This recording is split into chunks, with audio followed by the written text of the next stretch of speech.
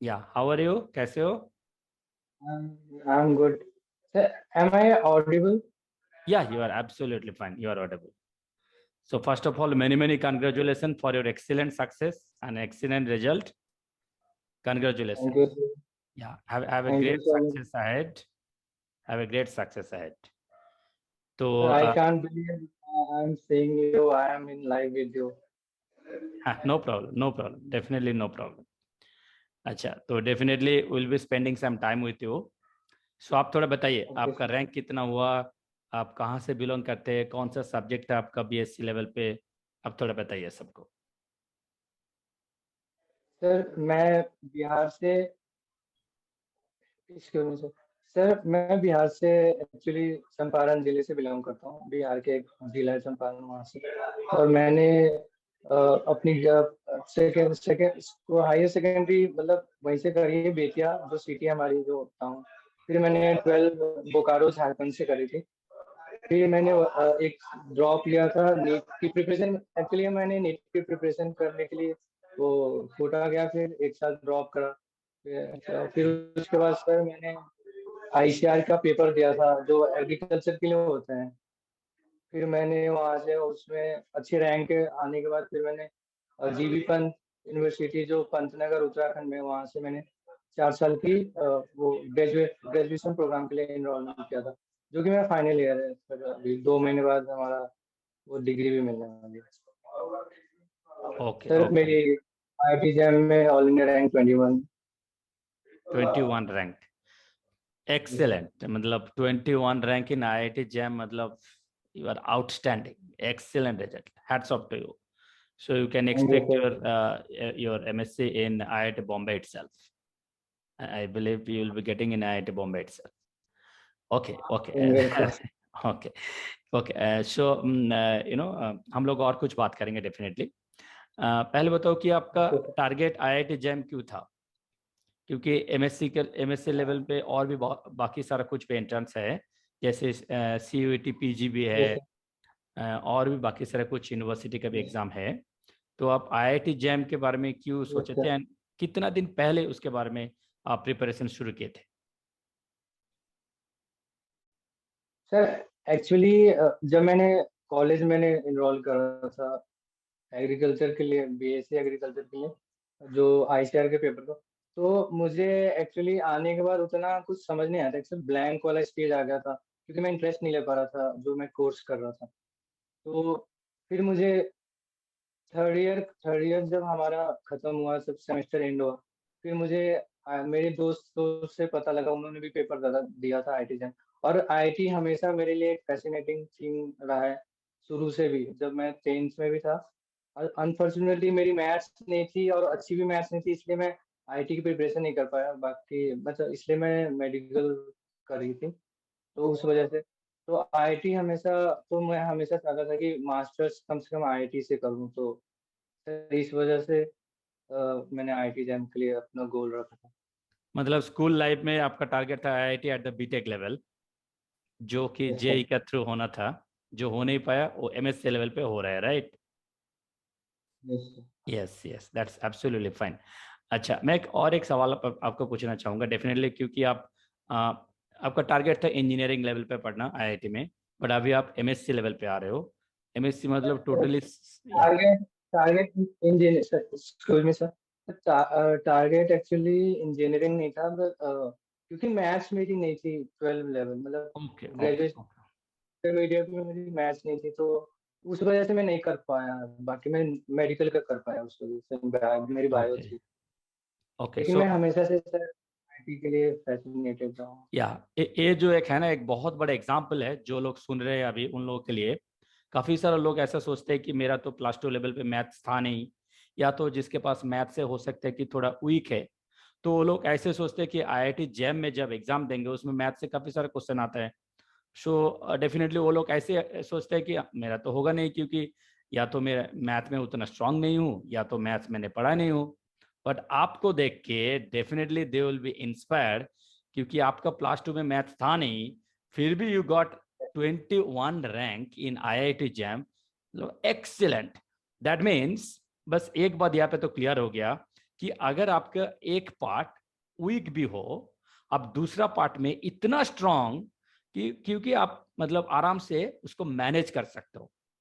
So it's not like you have to be really good in all the subjects, but अगर कुछ part में बहुत आप strong हो, easily you can manage, right. तो इसके बारे में आप क्या बताएंगे? ये जो मैंने जो इशू आपको बोल रहा हूँ कि बहुत सारे स्टूडेंट्स ऐसे मानते हैं कि सर मैं मैथ्स में उतना स्ट्रांग नहीं हूँ, या तो मैथ्स मैंने पढ़ा नहीं प्लस 2 लेवल पे, तो आईआईटी जेम कैसे मैं क्लियर करूंगा? सो प्लीज आप बताइए उन लोगों को.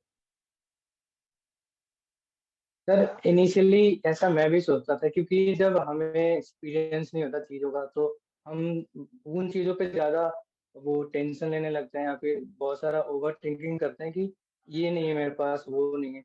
तो लेकिन अगर अगर मैथ्स नहीं है तो बाकी 3 सब्जेक्ट तो हैं, मतलब physics, chemistry exactly and. Exactly, this is called sir उसमें मैं, कॉन्फिडेंस. Yes sir. सर अगर मैथ्स बेसिक लेवल का भी आता है, एक दो क्वेश्चन तो ऐसे भी बन जाते हैं, अगर वो डिफरेंशिएशन इस टाइप के क्वेश्चन मैथ्स। लेकिन जो 3 सब्जेक्ट जो मेरे कोर है, जिन पे मेरा कमांड है एक्चुअली, में फिजिक्स, केमिस्ट्री और बायोलॉजी, यस तो उसमें यस, मैं बेस्ट देखूँ और मैं बेस्ट आउटकम ले सकता हूँ।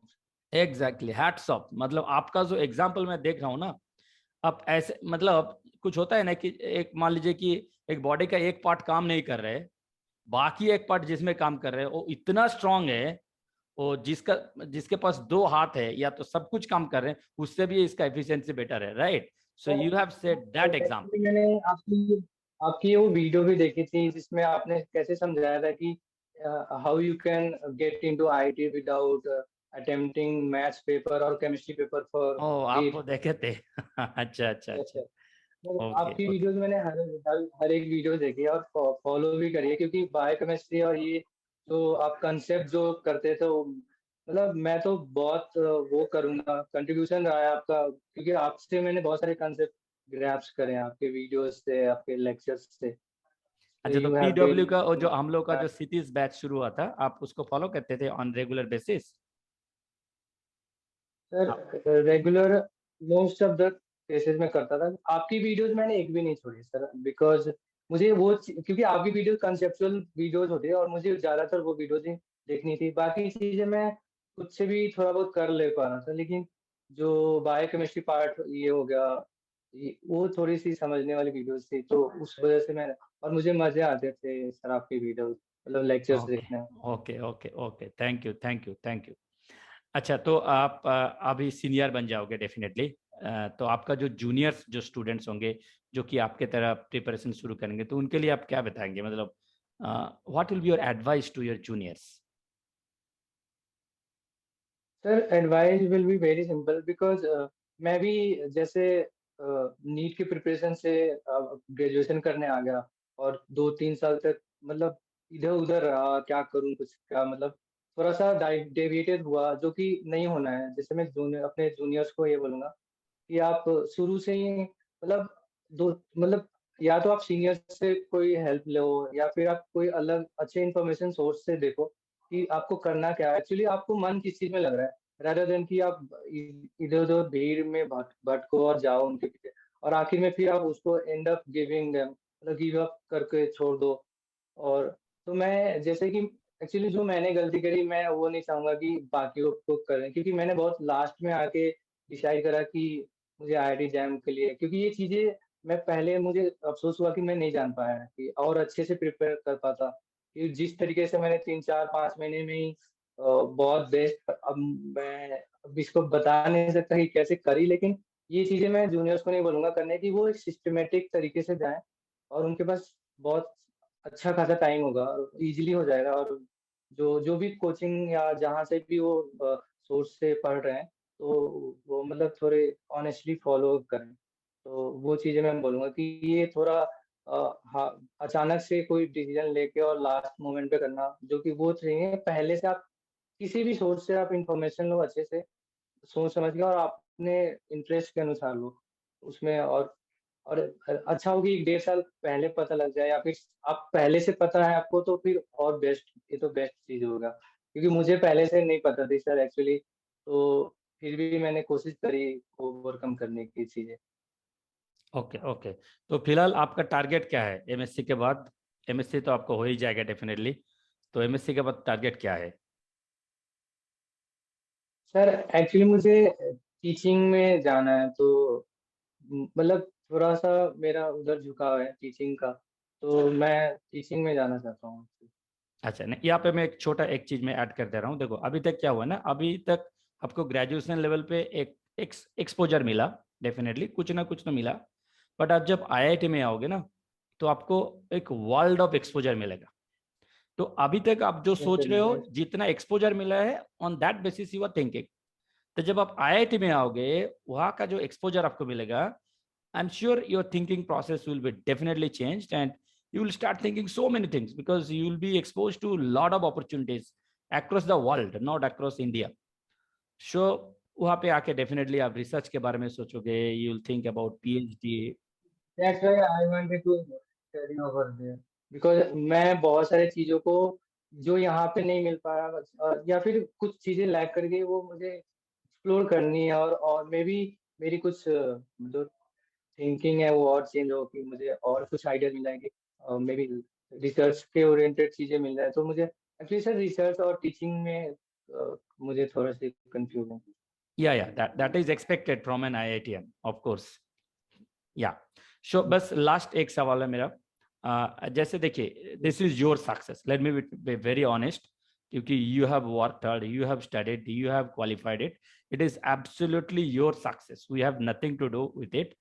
हम लोग सिर्फ हेल्प किए, हो सकते हैं कि कुछ पार्ट आपको हेल्प किए, but this is absolutely your success and you should celebrate tonight with your family.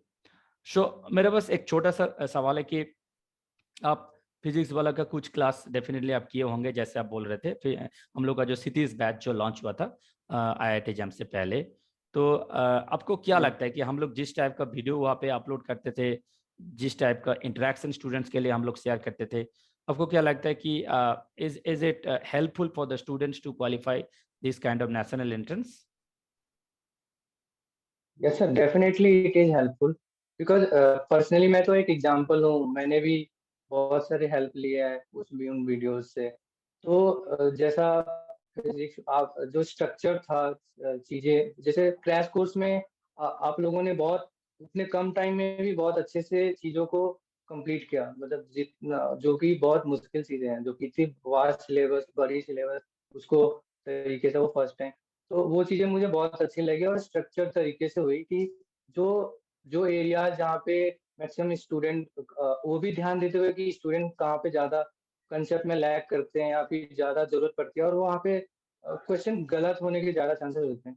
तो वो चीज को एरियाज को फोकस करते हुए और लेक्चर्स में वो चीजें ज्यादातर बताना, और जो क्वेश्चन जहाँ से आते हैं उस पे ज्यादा फोकस करके आसपास की चीजें को भी बताना, कि उसके आसपास के भी क्वेश्चंस उतने आ सकते हैं मे बी, क्योंकि रिपीट तो होने के बहुत कम चांस हैं क्वेश्चन। तो आसपास या फिर रिलेटेड टॉपिक्स या फिर उस कंसेप्ट पे दूसरे तरीके से फ्रेम करके कुछ, सर वो चीजें बहुत हेल्पफुल रही मेरे लिए। बाकी सर ने भी और मैम ने भी बहुत अच्छे से अपना वो को मतलब लेक्चर्स में बहुत अच्छे से समझाए थे कंसेप्ट को, और प्रीवियस ईयर क्वेश्चन को रिलेट करके जिस तरीके से बताया था, तो वो।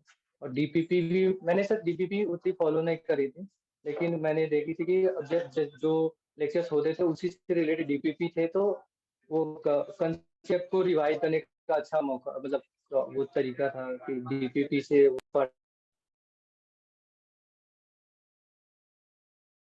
Okay okay okay okay, thank you so much, thank you for your time, and once again many congratulations for your excellent success.